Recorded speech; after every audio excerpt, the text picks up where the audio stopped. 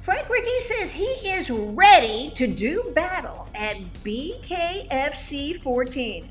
Find out which UFC superstar and legend he's been training with next.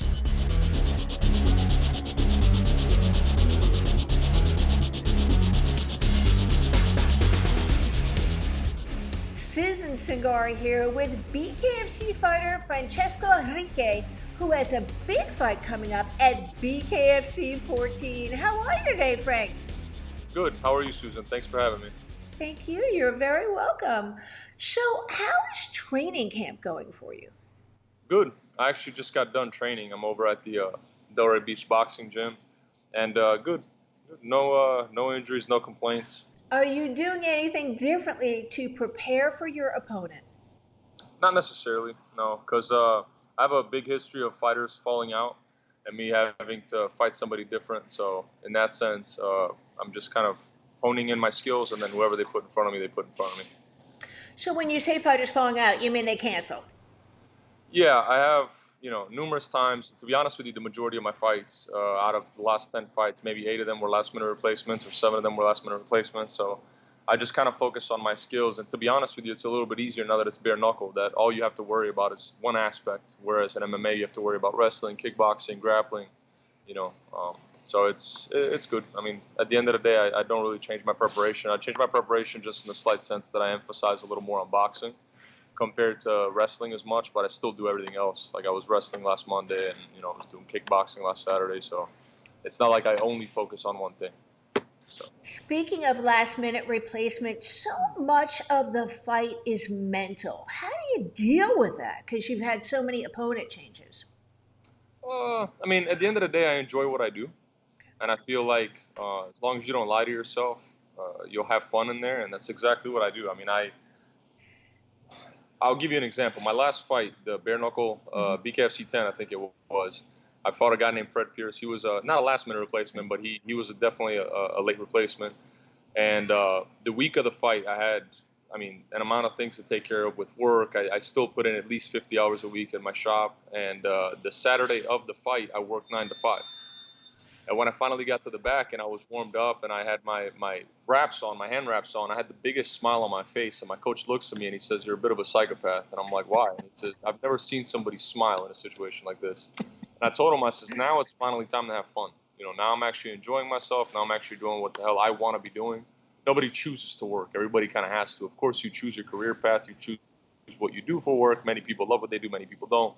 But you have to work. Working's a necessity. This, at the end of the day, I view it more as a hobby, or actually a passion would be a better way to say it. Because it is necessary to me in my life to have fighting, but I guess it's not necessarily something that you need to do. So if you don't enjoy doing it, why are you doing it in the first place? I could not agree with you more on that statement because I love covering bare knuckle and spend a good deal amount of time doing it, but it never feels like work. All right, we're going to talk about your opponent, Noah Cutter. How do you think you match up with him? He looked pretty good at Toe the Line 1. Good. I mean, just at the end of the day, I just see another face. No offense to him, best of luck. I hope training camp's going well, but at the end of the day, my opponent he's just an object in the way for me to remove. So it's not personal for me. It really isn't. I mean, there's a couple fights where people made it personal, and there, it's more enjoying. It's more how do you say, joyful, or it's more fun. Maybe putting hands on somebody that you can't stand, but at the end of the day, man, there's no ill will towards my opponent, and there's nothing specific that I do to prepare for Noah. Like I said, this being bare knuckle and not being MMA, there is of course such things that you look at, like is he a pressure fighter? Does he pivot to one side? Is he orthodox southpaw? But at the end of the day, contrary to popular belief, bare knuckle is not as much like boxing as people think it is. People think that it's just boxing, but it's not. In bare knuckle, you can't block with your hands. There's a lot of stuff that you can't do that boxers, when they get into a bare knuckle cage, or bare knuckle ring, like Paulie Malignaggi, they find out real quick that it's not the same thing as boxing. A lot of the things that you do in boxing, you can't do in bare knuckle because you're going to be a lot more hesitant to trade a jab for a right hand, where a lot of boxers are very reliant on a jab, of course. There's just many things that you can't do in bare knuckle. So like I said, it's not as easy to just prepare for somebody just because they have a specific style. At the end of the day, in bare knuckle, there's a little bit of chaos involved in it, and you have to have a little bit of a dog with you. In my opinion, it's just going to be a battle of will. We'll see who's tougher on November 13th. Cutter looks like he can switch stances. How will you deal with that in the fight?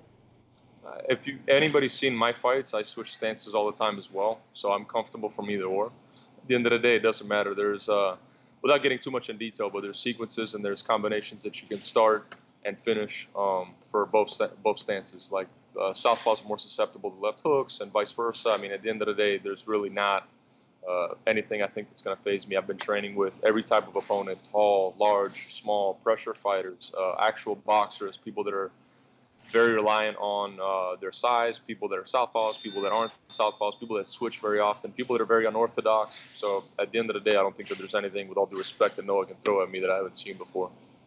How will you start the fight? We'll have to see on November 13th. Very violently, though, I promise you that. You know, one of the things that's so different about bare knuckle that we should talk about, kind of educate our viewers, is the strategy of the fight, because injuries can happen. How have you adapted your strategy for the fight? You can't. I mean, the thing with me is, in any fight that I'm in, not to necessarily say that I invite taking punches, but sometimes it takes me a punch or two to wake up, or a kick or some kind of exchange, just for me to kind of be like, all right, cool, we're in a fight now, let's get going. Where in bare knuckle, you really can't do that, because no matter how tough you are, how good your chin is, or how good you are at taking punches, it's the cuts that really get to you. So if you can take a punch, that's awesome. But if you get cut open, the doctor's just going to stop the fight, whether you can or can't continue. So that's really the difference that I make when it comes to bare knuckle, is that I try to make sure that I'm as warmed up as I can be in the locker room, and I try to take a lot less risks. I mean, I'm a big gambler in the sense that when I fight, there's a lot of things that I do. There's a lot of setups that I try, and I experiment with my opponent to see what he'll give me. And I'm open to not necessarily taking a shot, but maybe doing something that's risky, such as pivoting to the power side just to try to expose an opening, where in bare knuckle, it's not as simple, because the risk is so great with you getting cut, even by a shot that doesn't necessarily hurt you, but there's a shot that can just graze by you and it can just cut you open. We wear mouth guards by all means, but the bottom of your mouth, you don't have a mouth guard, you don't have a two-piece mouth guard, it's just the top. So for example, if somebody's able to hit your lip in just the right spot, you can cut your lip and now the fight's over. It happened at the last BKFC event when my buddy Gustavo fought Lorenzo Hunt. Of course, that was actually a full blast right hand to the face, but he got split open real quick and he couldn't continue. Yeah, of course, he was dazed, but he got back up and he could have maybe continued if he had an 8 count, but his lip was split open so badly that the doctor had to stop the fight. Congratulations on your win at BKFC 10. It was a very short fight. What did you learn from that experience, and can you break that fight down for us? Yeah, I trained really, really tough for that fight. I mean, I was in camp with a buddy of mine, Roman, and me and him, we were actually here at the boxing gym, and we were doing easily 12 to 15 rounds every single day.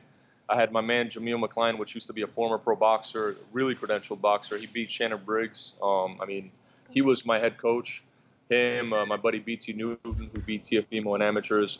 We had a good group of us, and then we worked thoroughly on a game plan that at the end of the day, I'm pretty sure it worked. But Fred Pierce was such a wild card, because he was somebody that just comes in and throws bombs. He, at the end of the day, just, pardon my French, throw shit at the wall and sees what sticks. And at the end of the day, that's exactly what happened. He got in there. I got hit with some shots. I mean, I believe I evaded the majority of what he threw. But what was really off was the distance. So the distance in MMA is very similar to the distance in bare knuckle, whereas in boxing it's different. In boxing, you stand a hell of a lot closer to your opponent. Your toes are almost touching, and in bare knuckle you can't do that. In bare knuckle, you're out or you're in. And when the opponent's in and he's sitting there throwing with reckless abandonment or throwing flurries of punches, you have to be out of the way. You have to get out of the way. So some things translate from boxing, some things don't. But I definitely learned a bunch of key points in bare knuckle, such as the distance, the timing, the pacing of bare knuckle, that I'm glad I know and I can carry into this fight for sure. Was there anything that surprised you about fighting bare knuckle? No, not really, because I've fought bare knuckle before, just maybe it wasn't sanctioned. So, Francesco, why do you fight? to be honest with you, I think fighting is the ultimate sport, in the sense that there's many other sports out there. There's tennis, there's basketball, there's football, and by all means, all those sports are very, very competitive. But the difference is this. Now, with no disrespect to any of the other sports, if you quit in football, or if you quit in tennis, or if you get tired, or if there's ever a point where you're going to let off the gas, the worst thing that happens is you lose that match. When you're fighting, the worst thing that can happen is you can receive brain trauma. You can potentially, I mean, we're literally putting our lives on the line every single time that we go out there. And in my opinion, it's the ultimate testament of will. And if you know me, you know I'm a competitive son of a bitch. And at the end of the day, I love fighting. And it's not as simple as just fighting, as the conflict of fighting is in the violence. That's not really why I do it. I do it because I love martial arts. I love the actual art of fighting. And like I said, to me, it's the ultimate testament of will. It's your opponent in there. You see them before the fight, and it's like, okay, we'll see who gets who out of it, you know? And it really is something that takes your entire body, and it takes a mental stress that I don't think anybody has ever felt what fighters feel before they're about to walk into the cage. It may be nerves. It may be, with me, it's genuine happiness, but nobody knows the outcome. Even though you're sure, even though you've prepared in camp, because at the end of the day, fights are won in training. You know, fights are won in the gym. But you never know what's actually going to go out there. There's always one or two doubts, you know, whether it's 10% of your mental, whatever the case may be. Nobody goes through what we go through before a fight, because at the end of the day, you're going to go out there and you have your fans, you know, a bunch of people around the world, hopefully, if you make it up that far, watching you. And your biggest fear sometimes isn't that you're going to lose. Your biggest fear is that you're going to perform like shit in front of your fans, is that you're going to go out in a way that you shouldn't go out, is that you're not going to fight to your ability. I mean, I love fighting, and I love the competitive aspect of fighting, and I love the fact that it's just literally a sport that it changes your life. I mean, my life changed in so many ways once I started fighting. My composure, even just in life and day-to-day things, and I have a couple of jobs, and me being able to keep calm in all of them, a lot of it I have to attribute to fighting. You know, one of the things that I found so unusual being backstage at so many of the BKFC fights is how do you prepare mentally just a few minutes walking in? And I've heard various techniques from various fighters. Joey told me it was visualization. Reggie said he was hugging a tree. How do you prepare as you're walking into the squared circle? To be honest with you, I look at my coach, and I can't wait to see the smile on his face when I win. And there's many different ways. Look, at the end of the day, I train with I don't know if you know who Yoel Romero is. So Aw, you're he left. well. He's my brother, man. He left in 2017. He left the gym that I normally train at, Freedom Fighters MMA, and he ended up, you know, going off on his own. And at the time, he didn't have any training partners, and I was still his friend, of course. You know, I still love him to death, as I do now, of course, probably now more than ever. So I was his main and only training partner for the entire camp with Luke Rockhold. So for that camp, we did six-minute rounds in the morning, even with MMA gloves. And we had the week of the fight, we were sparring inside the hotel room because he was obviously very against spies. He didn't want anybody to see what he was doing. So we were doing six-minute rounds in the morning with 30-second rests in between with MMA gloves in a hotel room with Yoel Romero. And trust me, I got touched up. If you saw those interviews, you'll see it. But mark my words, he's never dropped me. He's never knocked me out. He's never knocked me down. I'm not saying that he necessarily tried to, but I'm telling you, we went hard. Anybody that witnessed those sparring sessions, they know that me and him were definitely going at it. And after I have went toe-to-toe with the amount of fighters that I've went toe-to-toe with, after I've trained as hard as I have with Yoel Romero, after I've trained with other elite pro-level boxers, my buddy Leo, he's a freight train. I mean, he was Arislan Di Lara's main sparring partner. My buddy Mark, which is one of the fighters I respect the most in the world, he fought John Gotti and beat him last year, even though it was a controversial decision. All these things and all these episodes that I have in the gym, I'm like, if these guys can't finish me, how on earth is my opponent going to? You know, you're training against bigger, tougher guys. And at the end of the day, it's almost like the best analogy I can make for this is this. It's the fight is a test, right?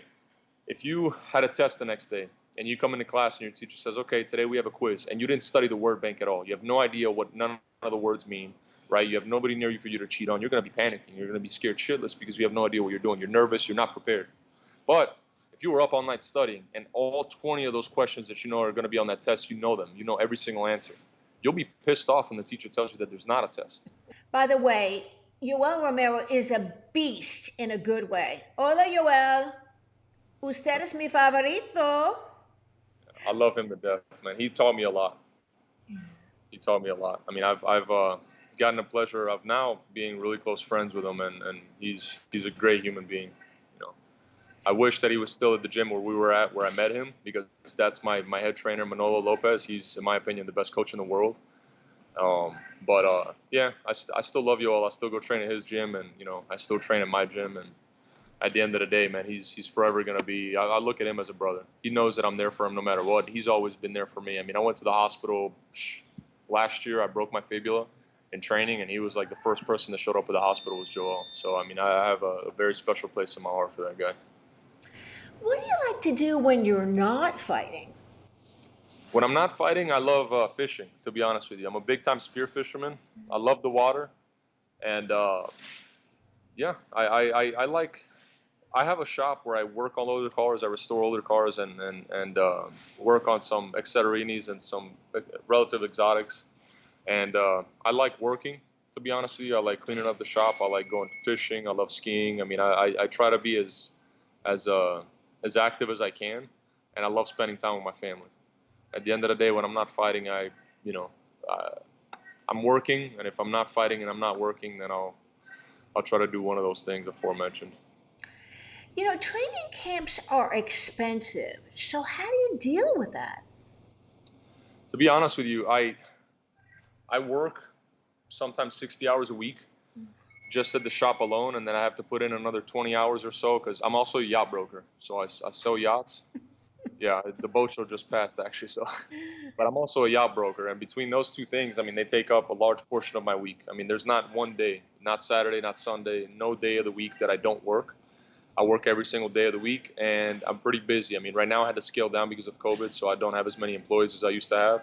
And like I was mentioning to you earlier about the bare knuckle fight that I had in February, I worked that entire week, and I ended up having to work the day of the fight. I worked 9 to 5.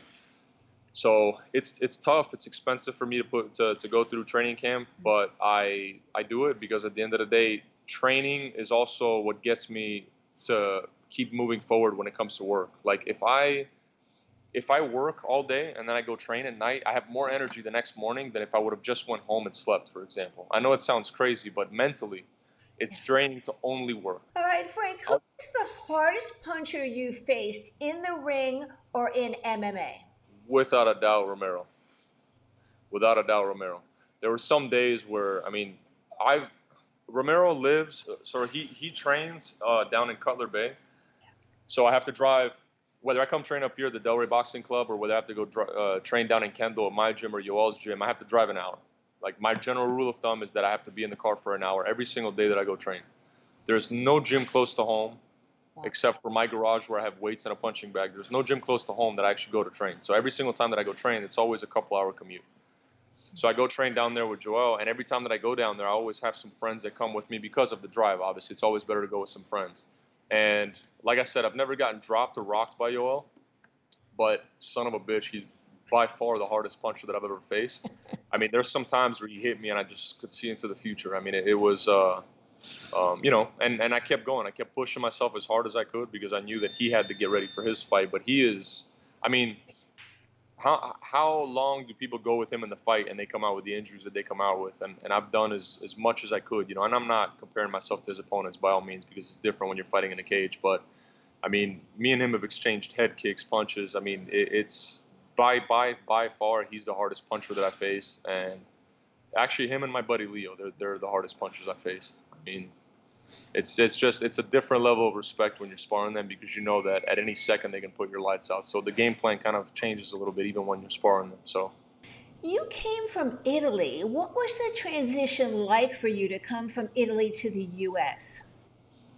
so when I came to the States, I was 8, so I was relatively young.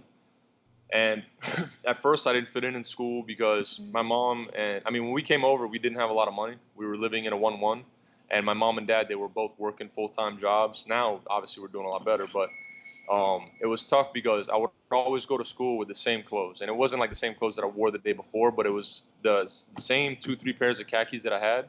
I would exchange them, of course, but they were the exact same clothes. So I got picked on at school because everybody's like, you know how kids are. At the end of the day, they're always messing with each other, and I didn't give a shit, to be honest with you. I was just happy that school here, in my opinion, was a hell of a lot easier than school in my country. And then I ended up getting into a little bit of trouble. So in that aspect, the transition was a little bit tough. But once I got to high school, everything kind of went by pretty easy. I mean, middle school was tough for me. I went to 3 different middle schools. I got in a lot of trouble as a kid because I had a shitload of energy. But overall, the transition moving here was fun just because any chance that we would get, my parents would spend time with us, even though they were always working. So Why does that not surprise me that you had a blank full of energy? Because you still have yeah, it. trying to. I don't sleep much, but if it wasn't for the energy, I don't know how I'd get through the weeks, to be honest with you. Before we go today, Francesco, is there anything else you would like to add? Yes, I'd like to thank all my coaches. You know, Manolo Lopez and Yopis and my coaches up here at the Delray Boxing Club. Just everybody that's been helping me get ready for this fight. And at the end of the day, I just can't wait, man. It's gonna be fireworks. And like I always say, in the back when we warm up, this moment only comes around once every couple months if we're lucky. And as you saw with COVID, obviously that wasn't even the case. It was almost a year since I last fought. So I'm just gonna make the best of it and enjoy it. Anybody that's not doing anything November 13th, or even if you are doing something, cancel it, come to the event, because I promise you fireworks. Francesco, thank you so very much for taking the time to interview with Bare Knuckle News today. I wish you good luck at your fight at BKFC 14. Thank you, Susan. It was a pleasure being here. BKFC 14 takes place Friday, November 13th from Miami Beach, Florida. And you can catch all the beautiful bloody action on the BKTV app, which you can download. For Bare Knuckle News, I'm Susan Cingari. And remember, no one beats us to the punch.